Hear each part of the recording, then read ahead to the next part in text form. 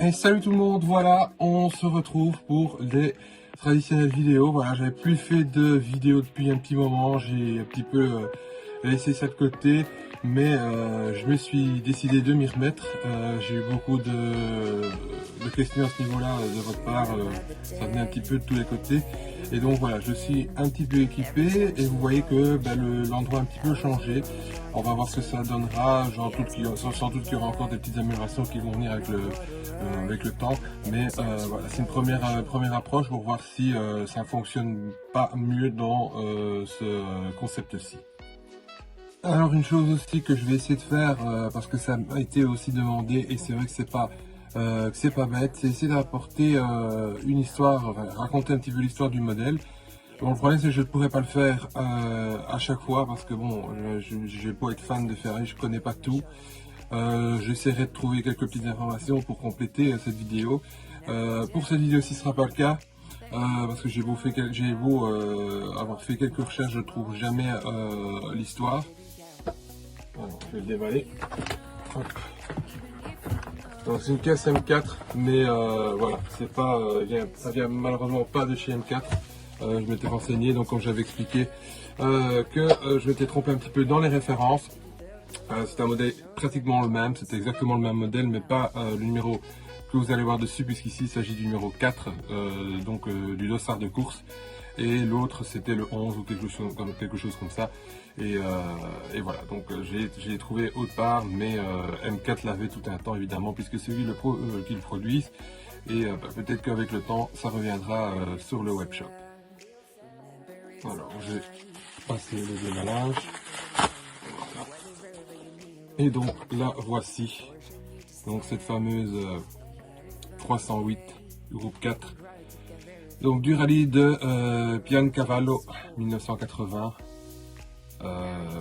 piloté par Nico et Brabant. Donc comme je vous l'expliquais, je ne sais pas donner plus d'infos pour le moment, malheureusement, puisque j'ai fait quelques recherches et j'ai pas réussi à avoir plus d'infos.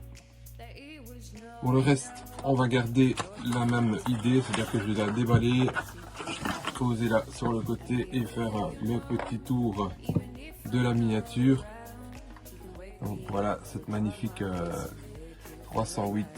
Je ne pensais plus jamais l'avoir, hein. Grâce à ça j'ai la collection désormais complète, hein. Vous l'avez vu pour ceux qui sont sur mon profil et ma page consacrée à ma collection. J'ai réussi à avoir tous les modèles. Maintenant ma collection complète, j'attends les nouveautés qui seront pour fin, je veux dire, on va tout grouper pour fin octobre, début novembre, avec un nouveau diorama évidemment. C'est chouette parce que ici c'est un compte impair et j'aime bien que les choses soient rangées de façon optimale et bien régulière, donc ça fera l'affaire. Donc voilà pour cette 308 groupe 4, donc Piancavallo de 1980. Alors les détails, voilà, il y a beaucoup de détails à montrer. Il y a la rampe de phare à l'avant, j'essaie de faire en sorte que ce soit pas trop flou. Les décalques, la plaque italienne qui est vraiment bien reproduite. Voilà les petites pavettes. J'essaie de rester dans le champ. Mais voilà, magnifique voiture, assez content de l'avoir.